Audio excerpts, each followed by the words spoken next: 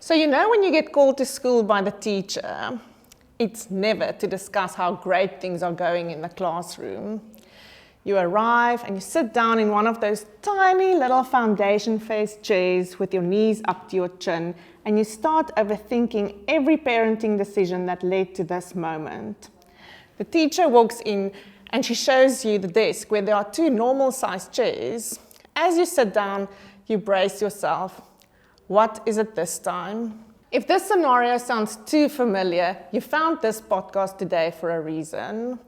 We are unpacking the roller coaster of emotions of moms whose kids need extra support, academically, emotionally, and psychologically. The fear, the guilt, and the what-ifs, but most importantly, the hope on the other side. I'm your host, Madge, and this is Moments.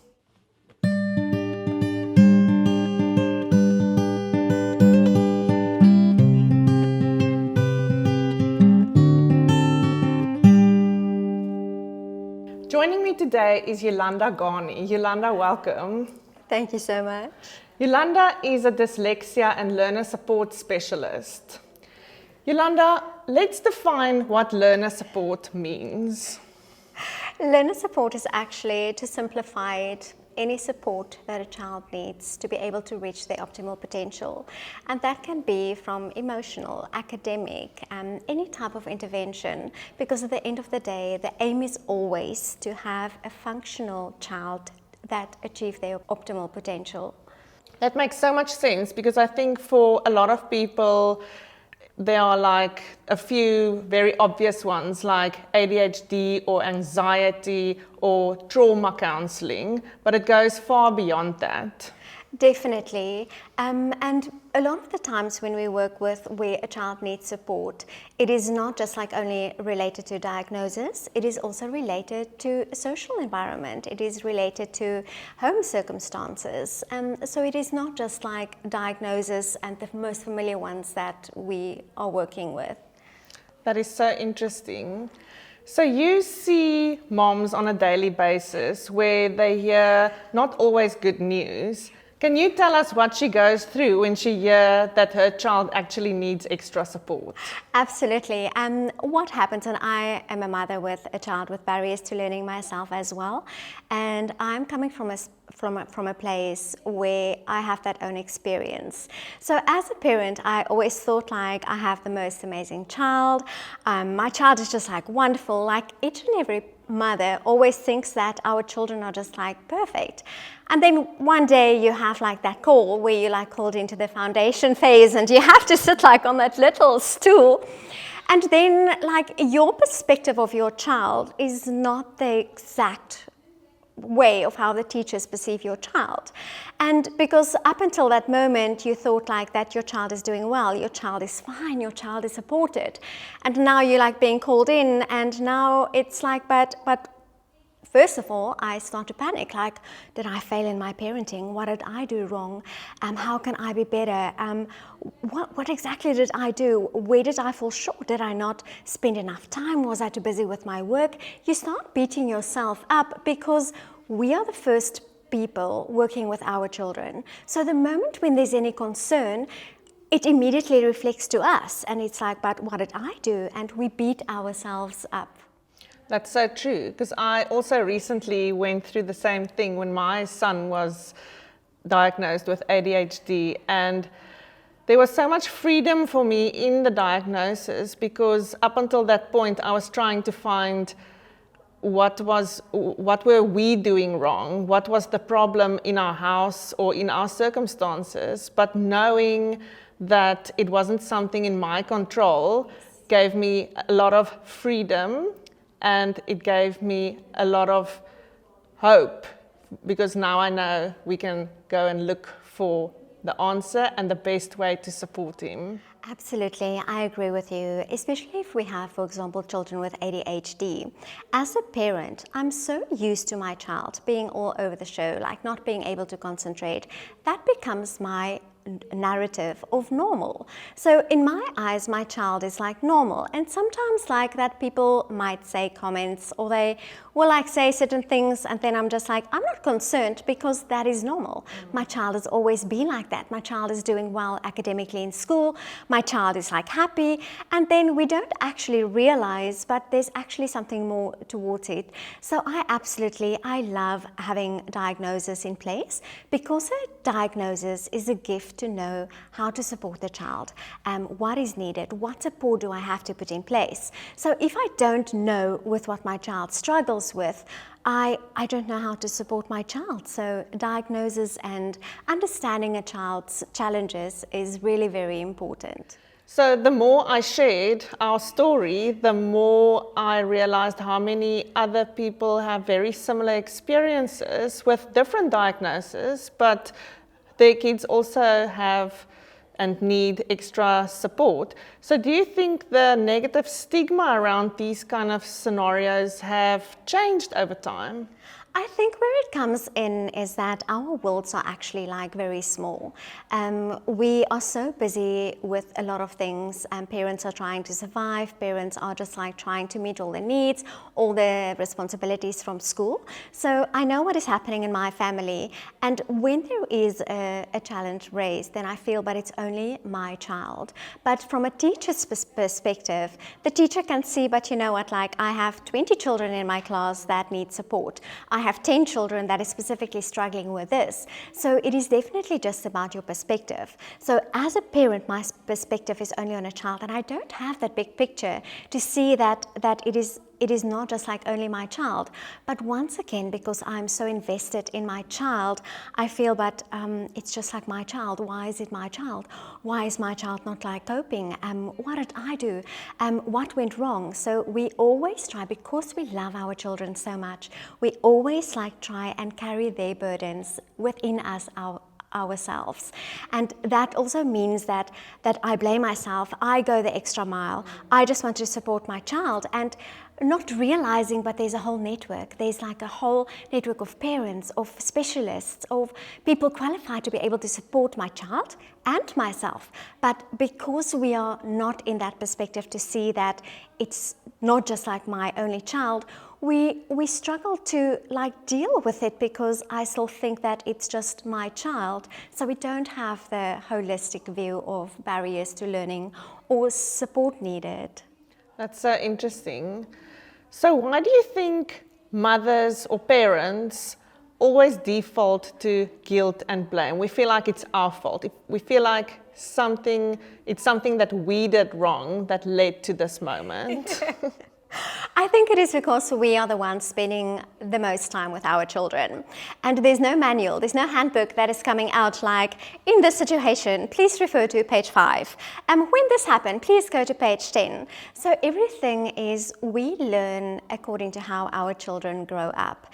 And we make mistakes. We are allowed to make mistakes. We are allowed to make wrong judgments. We are allowed to like fail at being a parent. And that is like why we are so hard on ourselves, because we always just want the best for our children. And sometimes the focus is only like on the child, and I take full responsibility for it. And that is where we start beating up ourselves, because like I need to be better, I need to work harder, I need to do. But at the end of the day is just like, it's not about me. I just like need to become the parent that my child need at that moment. There's nothing wrong within me. There is nothing faulty within me. There's nothing wrong with my parenting. It's just that I need to step up, and I need to get the skills to be able to support my child. And that is a mental shift that parents need to make. It's not a deficit approach. There's not something that is wrong with me, but I can learn. I can equip myself with knowledge. I can get the skills that I need to become the parent that my child needs. That step where the parent actually needs to step up for their child is so important. Absolutely. So how do you deal with it if a parent is in denial or does not accept the diagnosis? I think a lot of the time, and I think it is just like part of society, whenever there is a concern, the teachers and the schools are like very good at telling you like everything that your child cannot do. So when you are attending these meetings, you have to listen like, but your child can't sit still, your child is not finishing their work, your child is rushing, your child is doing this. And then it is like, once again, the deficit approach. And I firmly believe that a positive approach is so important. So instead of just like focusing on all the negative things, the parents also need to hear, but your child do have good qualities. Your child is really just like so super excited and so willing to do his work, but now he is like rushing. Or your child just like always wants to be like first in class because that is like an achievement for him, and then nothing wrong with it, but we need to understand those challenges and the strengths. And so the teachers only see that, you know, that the child is like rushing, but the bigger picture is because the child is pushing himself, the child have their own like goals, the child have like their own things that they see as like success. So a holistic understanding is very important. So whenever there is a challenge that we deal with, we need to focus on the positive first, and then we need to use the positives to support the negative things, where a lot of the times is that it's only the negative things that are being dished out to their parents, and then you feel defeated. So there's no hope. Like, my child, like everything that you say is just like, is actually something really good of my child? And I think that is what the parents sometimes actually need to hear as well. So in our journey to diagnosis, that's very much been the case, focused heavily on the positive things, which kind of gave us peace of mind to just think, oh, he's a boy, he's still very young, he's busy, can't sit still. But when the third teacher asked us to fill out the forms, we realized, okay, maybe it's time to bite that bullet. So we kind of have this conversation with ourselves, but I think externally, like from parents or friends, people might also delay the process when they say things like, it's just a phase, or it will get better when he's older. Do you feel like there's a lot of that delaying diagnosis or even preventing diagnosis? Absolutely. That is a true struggle that we are dealing with. And I think it is like a global issue. And the reason for that is whenever you are like in a school environment, most of the teachers are only concerned once a child fails. So once you work with failures, the support is immediately there because they don't want to have failures. But when you have a child that is happy at school, that is performing well, he just gets like 7s on their report, and everything is just like good, yes, he's very busy, cannot sit still, the teachers tend to be not so concerned because it is actually normal. So if we look at barriers to learning, at least like 20% of society have barriers to learning. And teachers are so used to these children. Like they deal with them every single day. So teachers have a high tolerance and they tolerate quite a bit, but they don't see it as a concern. But the moment when the child is at the stage where they no more achieve like all the 7s, or the child is emotionally not coping anymore, that is when the concern comes in. So if it can be the first time when there is a concern, I do believe that any concern a teacher, professional always raise is coming from a place of a good intention. So it is, I see something and I want to make you aware of it, and then it is up to the parents to decide. But a lot of the times as well, parents don't have all the knowledge about barriers to learning. They don't have all the knowledge of what is expected of their age. But then because our children are like functioning and our children are doing well, we are not concerned. But we are concerned if a child fails. So that is not just like a difficulty with teachers, it's with parents as well. And I think that is very important so that we can overbreach that. So the moment when there is a concern, that we don't see it as an attack, we see it as a good intention. We want to help your child. We can see that there are markers, and we want to put intervention in place going forward. So early intervention is always like much better, and you achieve like a stable environment much sooner with early intervention. That's so interesting. Do you think parents are also hesitant to follow through on this path because of how their child might be perceived by society or other parents? Absolutely. Anything that is unknown is a threat to my safety. So I don't have the knowledge, I don't have the skills of all these barriers. I don't know how my journey is going to look going forward, but I do know that my friends and that teachers and the people around me, they label these kids. They will always say like, oh, this child, and oh, like, not this one again. So it is like normal for teachers and in our society that it's easy to label, but when we work with diagnosis, a diagnosis means nothing if there is not intervention in place. And that is what a lot of parents do not understand. So they're scared of the label, but they don't realize that the label comes with a gift.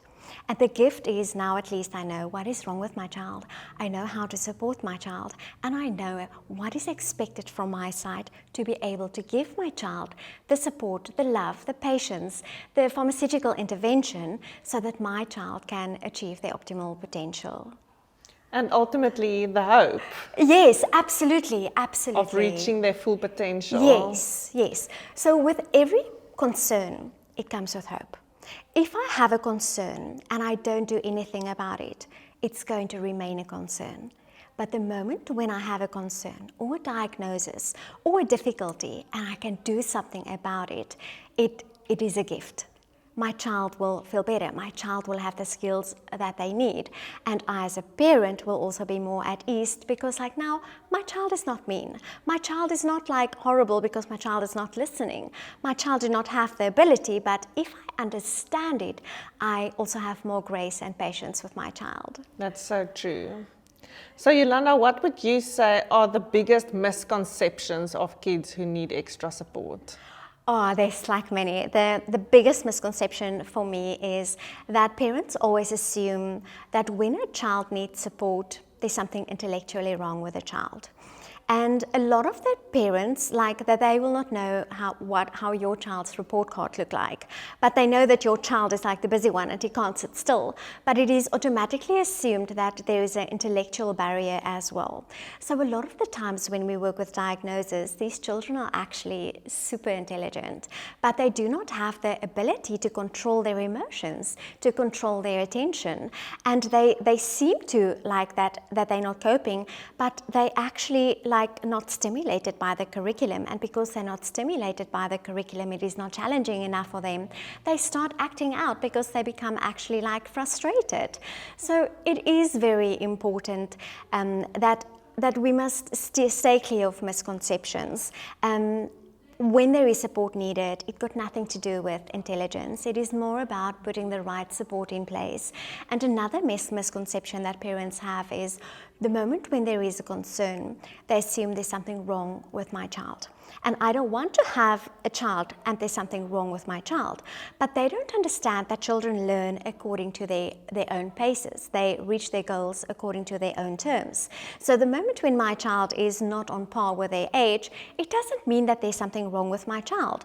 My child maybe just needs a little bit like more emotional support. My child maybe just needs pharmaceutical intervention. My child maybe just needs me to be more present as a parent, and that also will make like a difference. So the misconceptions is a reality, but it is important to always just like make sure with what am I dealing with? What exactly it is and how can I support it? So instead of just like going on generalizations that has been there like for years all along, like that all children with diagnosis needs to be in a special school, all children with diagnosis like that they need special attention, they will never ever like cope. So from my experience as well, I was told that my child will never ever be able to cope in mainstream. And today my child is number 2 academically in a mainstream school because she got the support that she needs. That's amazing. So at the end of the day, there's so much hope for these parents. And yes, it's not nice to hear there's a challenge, there's something that needs to be done, but that comes with hope. That is so inspiring. As a mom who's also walking this path, it's great to know that the support is there and that it's an ongoing thing. It's not just, it goes beyond the diagnosis. Absolutely, yes. And a lot of the times what parents feel is like that it's a death sentence for them. So I did not expect it, first of all. Now I have a diagnosis. I don't know what is expected of my child, how to support the diagnosis, so they see it like as a death sentence. And actually, it is not permanent. It is temporary. So if you can start putting the intervention in place, they will come to a stage where they are independent and where they can achieve their optimal potential. So for a mom to understand what she needs to do beyond the diagnosis, can you give us guidelines or a practical checklist of what she can do after she hears what her child needs? The first thing that every mother needs to realize is that it is okay, and to not beat yourself up and punish yourself and be hard on yourself. So very often as well, like we as parents, we take it up on us and then like we are depleted. We don't have positive energy. So self-love first. I can't help my child if I am not healthy, if I don't have the patience and the guidance and whatever I need, like to be able to support my child. So the parents needs to be positive. The parents need to just like realize that it's tangible, it's something tangible, and you can work with it. So first of all, don't be too hard on yourself. Secondly, it is a child-centered approach. It is about what my child needs. It's not what I want, what I don't want. It is not like that, no, I don't feel comfortable taking my child to a psychologist. If your child needs to go to a psychologist for play therapy, put the intervention in place, because at the end of the day, you're going to gain the long-term benefits from that. With that, I would also say is be kind to yourself. Equip yourself with knowledge. Take it one day at a time, and always be positive. So there are going to be days where you feel like, but I don't know what to do anymore, and my child is acting out, and it doesn't matter what I do, what I try, my child is just like, I don't understand what is happening. And very often we just feel like, but nothing is working, I'm a failure as a parent. And that is not a reflection of you as a parent. You are a failure the moment when you give up on your child. So if you continuously beat yourself up for certain things that you believe that you are not good enough at, you didn't give up. You are just like still trying to exhaust all the options that is available to you. So parents just like need to be open-minded, be kind with themselves, and equip themselves with knowledge and information. That is such sound advice, Yolanda, and I'm sure so many of our listeners will find so much hope in what you just said. But of course, there's also the flip side. If a mom needs support and she recognizes that her child needs help, but the school is not cooperating. Yes. I know the school that you are involved with is not that kind of school, but what can moms do when they have that problem? I always believe parents need to follow their heart, and it's important to understand that the general approach is that if your child fails, the teacher is concerned. So even like in my own journey as well, I always knew that there's something different with my child, but I couldn't pinpoint it. For me, my child literally like that, I know that she's intelligent, I know that she can do things, but then I didn't understand but why is she struggling with reading? Why is she struggling with this? Why are we sitting every single day 4 or 5 hours with homework, but the teachers are saying it is like 2 hours? And then every single time when I raise a concern, then the teachers will just always say no, your child is lovely. She always gives her best. She's always the best behaved. And then I'm but there's something that is not right for me. So all my concerns have also been dismissed, where every single time that they did not agree with how I perceive my child. So the hope that I want to give to parents is that follow your heart. If your heart is telling you that something doesn't make sense, pursue. Ask the difficult questions. If your teacher is telling you no, I'm not concerned, no, you have nothing to worry, but you still have that concern in your heart, go to a professional person, go to a mom's group, there's so many supporting groups on Facebook where you can have a chat to moms and where you can say you know what, I'm not concerned about this. Do you guys also sometimes experience it? But very often parents do not want to say that they are concerned because they are scared of how they will will actually be perceived by people. But once the parents actually start talking to one another, they will realize, but my child does exactly the same. My child is also struggling with that. So when a mother is concerned and the school is not concerned, follow your heart and go and read up, go and get the right information, go and see someone professional, because a lot of the times children with barriers to learning, they do cope up until a certain age, and then there is like a phase in their life where the information is too much. Emotionally, they're not coping anymore. But by that time, you are sitting with a child with severe anxiety and possible like depression, because for so many years, the child did not get the right intervention. So as mothers, we know our children the best. We know we can read them. I don't have to ask my child, how was your day? I can see how your day was. So if there's anything that is not sitting right with you, follow your heart. That is so true, because as a mom, your intuition will always tell you. That's Absolutely. like your guiding light that you should follow. Absolutely, and I do believe that it's never wrong, because like we are so connected to our children. Our children on one stage were like part of us, and that connection will always be there. So just like trust yourself. Yeah, that trust in ourselves is sometimes something we ignore because of what society and social media or how others perceive us is like deafening that voice. Absolutely, and the worst part of that is that when I raise a concern and the teachers are not concerned, then it reflects back onto me. So like now they will say like, no, this parent is just like paranoid. This is a helicopter parent. This parent doesn't have like firm boundaries with the child.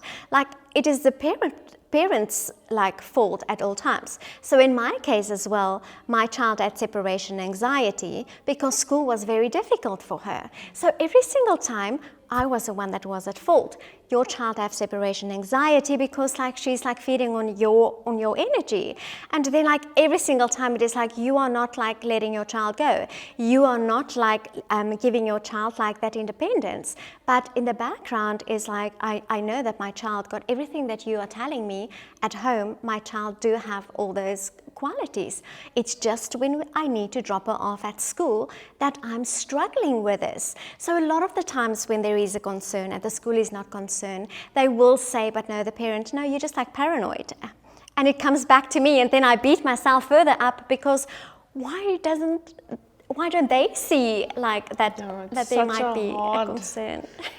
Such a hard mountain to climb. Yes. But as parents, we also do make mistakes. And you said it earlier, we're allowed to make mistakes. Absolutely. We didn't get a manual with the baby. So what would you say are the biggest mistakes parents make when their kids need extra support in order for us to not make them too?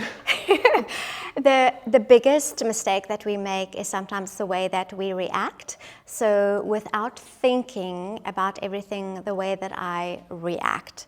So I would like suggest that parents first need to get the whole picture. Wait until you have processed everything, all the concerns, and then you have the conversation with your child. It's always very important that when I have a conversation with my child, it needs to be child appropriate. So when I did not deal with the challenges yet, I'm not in a mental state to be able to communicate that to my child, because I'm going to share my concerns and the troubles that I'm carrying within me. I'm going to communicate that to my child. And I might say like, but they said that there's something wrong with you, and the child will like, whoa, who said there's something wrong with me? If I am at peace and I've accepted the reality and I know what is expected of me, I can have the conversation with my child, and it will have a different narrative. And I can say like, you know what, my angel, there's a few things that we need to change, and I'm so excited for it. And that is a positive journey that we can take going forward, instead of just like being defiant and being negative and focusing on all the challenges. Yeah, it's like unlocking your superpower. We're just going to use a different way of getting there. Absolutely. Than what we've been doing. But it's so important the way that you approach it with your child. The sad flip side is that many people can't get the support and treatment they need for their children because it's so expensive. Do you have any advice for moms like that? Definitely. Once you go the professional route, it is very expensive, and not all parents have the financial ability to explore that road. So first of all, your first point to go to is always your teacher. So the teacher, and once again, you need to have open, honest, and clear communications with your teacher. So if I'm going to tell my child's teacher like that, I'm anxious, the teacher don't have like much ground to respond to me. But if I tell my child's teacher that, you know what, I'm a little bit anxious today because we did not have a good morning at home. Now the teacher knows that there's a child coming in and the child just like needs a little bit like extra support, extra emotional, little bit more acceptance and grace for their day. So support is very important. Every school also have a SPST. That is a school-based support team. So if there is any concerns, you can ask your teacher, can the school please just like help me? I'm out of ideas, I am out of resources, I don't know what I need to do for my child. So then you go to the SPST. The SPST have qualified people in their panel, and then they can direct you to like, you know what, maybe like you can venture this way, or we will suggest that maybe the first place of intervention is speech therapy, or it is like to see the pediatrician for possible pharmaceutical intervention, and they will be able to guide you in the direction where you need to go. So also the department is absolutely amazing. The department also works with the SPST from the school. The Department of Education? Yes, okay. Yes. So the moment when there is a concern and the parents do not have the financial ability to support the child, the department is willing to support. So there are different routes that we can explore. So for example, the Department of Health, that they assist families with medicine if their children have ADHD and they need pharmaceutical intervention. If a parent cannot pay for a psych assessment, from a school side, I can apply for an assessment to ensure that the child receives the support. So a lot of the times parents do not have the knowledge, but if I'm not going to ask the questions, no one is going to be able to assume like that I need help and that I don't have the ability to actually get the right help for my child. So communication is very important. Yes, I think most of the parenting problems we face all boils down to communication and not being defensive when things are not going our way. Absolutely. And on the other side with communication as well, whenever there's a concern, it's so normal for the teachers and the schools to receive it in a way that seems to be like an attack. So the way that we communicate with one another is so important. So sometimes schools just like have the defensive approach because they feel that they're being like attacked. It feels like that the parent is blaming the school because my child is struggling with this and my child is this, my child is this, and the school like feeds on your energy and the school just like defends. But if we have open and honest communication, we can achieve so much more by sharing the concerns and getting the right interventions in place. Thank you for sharing that. It's so important. Learners who need support, it's very often a long and winding road with misdiagnosis or multiple problems. How do we keep the hope alive and stay positive? That's a very difficult answer to give you, and also coming from my own experience. So whenever you work with concerns, with barriers to learning, there is not a clear road that you have to explore. So in my personal case as well, by the time that my child was in grade 3, she already had like 6-7 different diagnoses, because every single time I go to one person and they give one diagnosis, and I go to another person and they give like another diagnosis, and as I try and get help for my child, we have later on like a list of diagnoses, but then still my child is not like really functional in school. So eventually, once you have the right diagnosis and the right support, the children usually like start to just like excelling, and they they start accepting that, but yes, I am going to have like a lot of challenges, but hey, I have so many good strengths. I'm amazing with maths, and I'm amazing with art, and I'm amazing with whatever. And that holistic part is like really very important. So if you have a diagnosis and your child is not functional, it means that you need to explore a little bit like further. So sometimes parents are lucky, they explore or they journey and they get a diagnosis, and once they have the intervention in place, the child is absolutely fine. But very often things are misdiagnosed. Sometimes, especially with ADHD, that we pick up this ADHD, but like now my child is on medication, my child is like still not, or still rushing, my child is still not like functioning, but then the teachers will say like, yeah, but remember your child have like ADHD. So next year it is the same. Then the next year it is the same. So once a child receives the intervention and they are on medication, the child should be functional.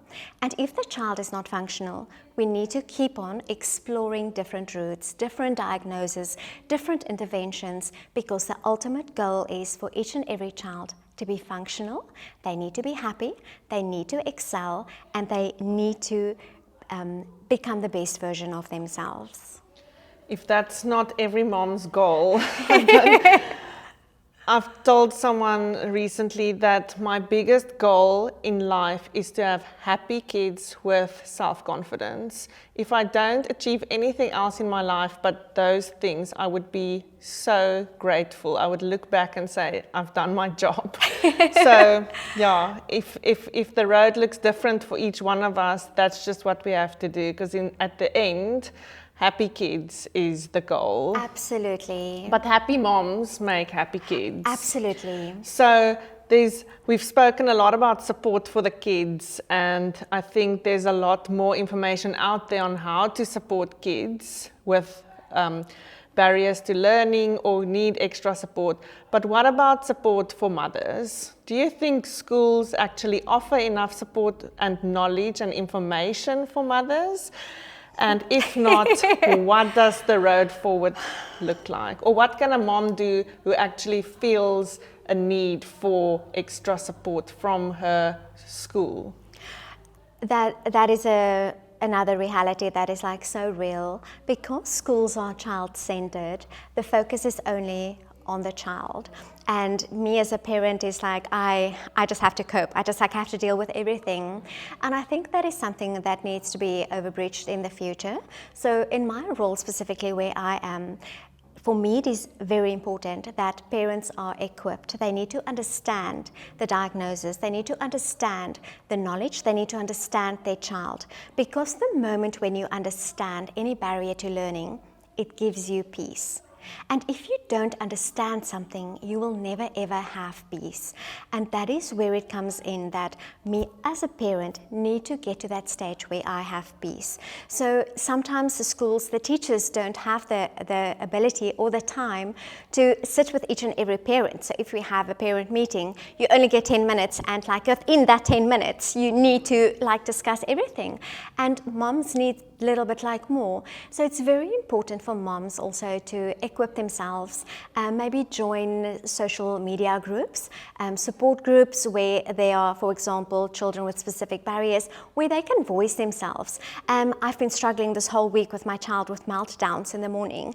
What do you guys do? And you will see immediately the parents will pop in like, this is working for me, this is not working for me, I've tried this, don't worry, I have the same issue. And that is when you actually like start receiving the support what you have as a mother.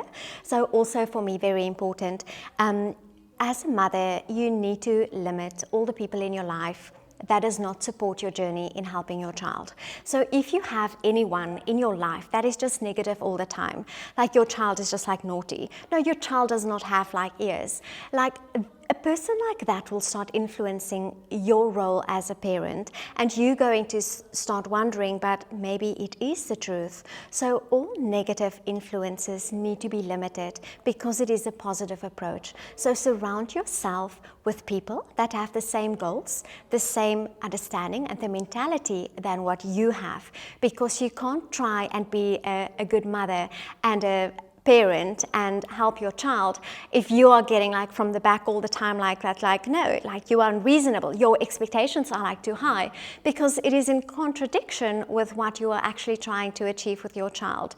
So I would really say you as a mother need to be okay. So self-love first. I need to be okay. I need to have acceptance. I need to realize it's not my fault, and I need to learn how to become the mother that I'm meant to be for my child. Thank you so much for sharing that. I'm sure that this conversation is going to mean so much for a lot of moms out there. If there's a mom listening today feeling overwhelmed, emotional, and doesn't know what to do next, what would your message be for her? I would say just take one day at a time. And very often we just see like the big problems. We just see the big things that we are like struggling with, but we actually miss this small, tiny achievement. So first of all, set achievable goals for you and for your child. And the moment like when these children just like have a little bit like achievement, you are winning, because the school system is also so used to telling these children all the things that they can't do. You didn't finish your work, you rushed, you didn't sit still, you forgot your pencil at home, you did this, you did this, you did this. So everything coming from school is very often just like negative, and we as parents have to like breach that. So if a child comes home, they are just so negative and they tend to have meltdowns at home. And when I discuss this with the teachers at school, I'm concerned because every single day my child have a meltdown at home, and then the teacher will say like, oh no, your child is absolutely fine. These children learn to mask at school because they don't feel safe. If I'm going to show the teacher that I'm frustrated, if I'm going to show the teacher that I'm struggling, I'm going to be like labeled. My teacher might shout me. I don't want that because I'm not safe. But at home, our children feel safe with us. So we tend to see their worst behaviors. We tend to see their worst meltdowns. And sometimes we start thinking that I have a horrible child. I don't know, what did I do wrong? Did I raise like this horrible child? But it's never ever coming from a place of bad intentions. So when we deal with a child that do not have this expected behavior, it's actually just like a way how they communicate with us to tell us, I'm not coping.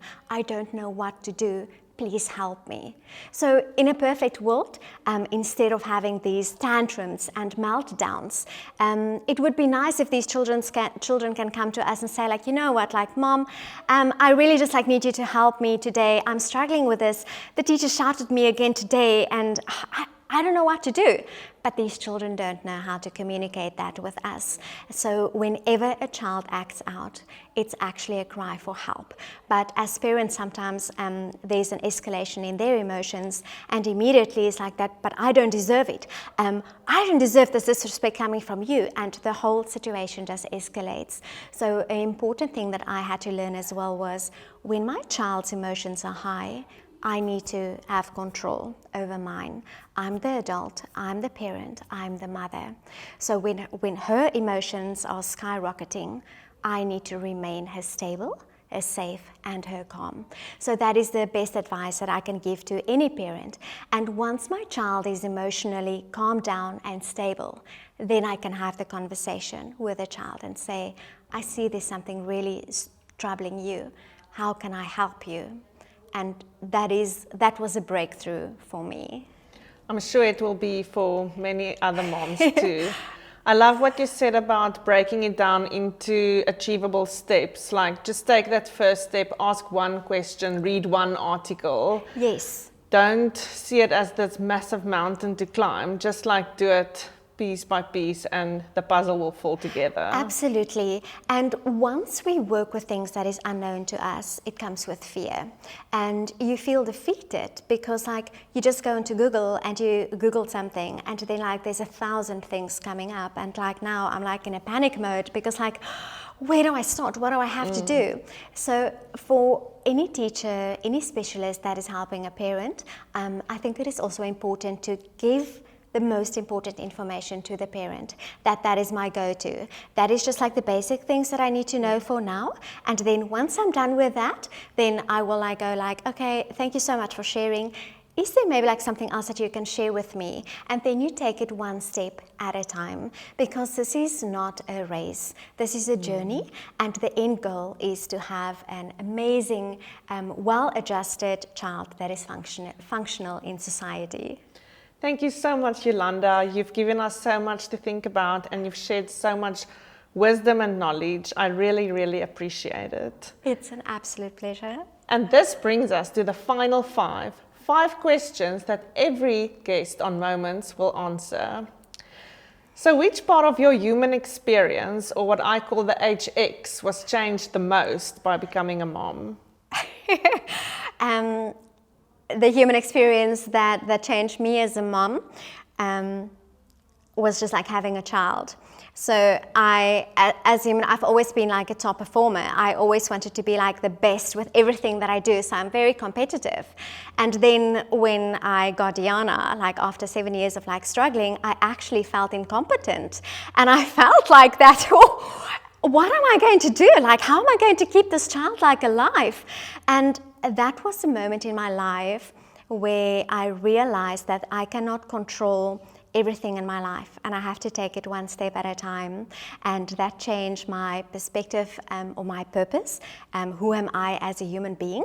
And also that realization that God gave this child to me because he believed that I will be the best mother for that child.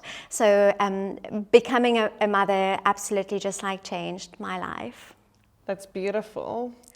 What are you most grateful for on your mom journey?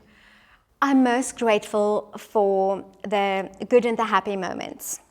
So they are always like, you are overconsumed, you are like making mistakes, you are like, you have a time schedule that you have to run, and very often we get so engaged and so, we're in survival mode because we have to keep so many things just like going. And the most grateful thing at night is when I put Diana in bed and I just look at her, that proud moment, like I get the opportunity to raise this child. And it doesn't matter how difficult the day was, whether we had to fight about like studying and schoolwork and homework, but the moment when she's asleep, then just that grateful moment that, wow, I get the opportunity to raise this human. I love that.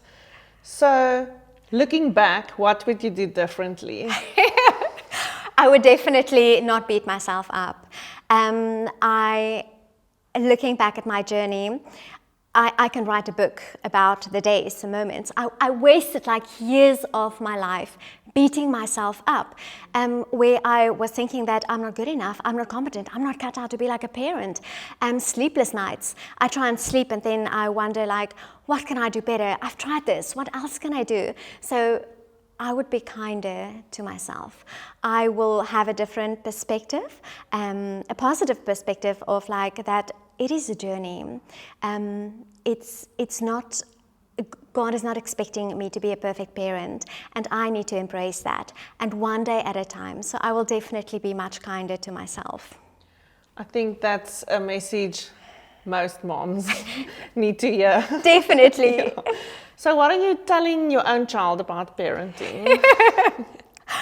I always remind my child, especially on the difficult days where I have to deal like with emotional outbursts and like demands and not like struggling to communicate, I will always like make it clear that, you know what, sometimes you need to give mommy like grace as well. So the same way that I give you grace, you need to give mommy grace as well. But it's very important for me that my child needs to understand it doesn't matter what happens in her life. I will always be there for her. It doesn't matter if she did something wrong, if she got into trouble for anything. I want her to know that I'm the first go-to person. So I always tell her, whenever you're in trouble, whenever there's anything that you're not sure, please just like call me. I will always be there for you. And it doesn't matter what you've done. It doesn't matter if you made a mistake, but I will always be there for you as a parent. And I think that gives children security as well. Just like knowing that I can make mistakes. I can like explore and do things like maybe not as expected, but I have room for failure. And we need to fail to be able to learn, and that is okay. I will not be judged. Yeah, I think that is so true, because if we don't create that safety net for our kids with us, they're going to reach out to someone else, or they're going to try and hide their mistakes. Absolutely. Which is much worse. Or they go to Google, or they ask a friend. Yeah. Or they just land up in deeper trouble. Yes, yes. Yeah. So what is the North Star you use to make parenting decisions? My North Star always, whenever I'm in a difficult situation, I always just remain calm, then I will pray, and then I will follow my heart. Thanks for sharing that, and thanks for joining me today. I had so much fun and I learned so much from you. Thank you again, Yolanda. It's an absolute pleasure. The news that your child needs extra support does not mean the end of your dreams you had for that little baby. It just means taking the scenic route instead of the highway to a destination that might be even greater than the one you dreamed of. Until next time, bye. I was told to sleep when my baby sleeps. Sibu says at 6 months, baby should be sitting up. The group chat says their babies sleep through the night. They say it's important to show control at all times. Sometimes I wish away the tough times. Yo, but sometimes I wish I could relive them again and again.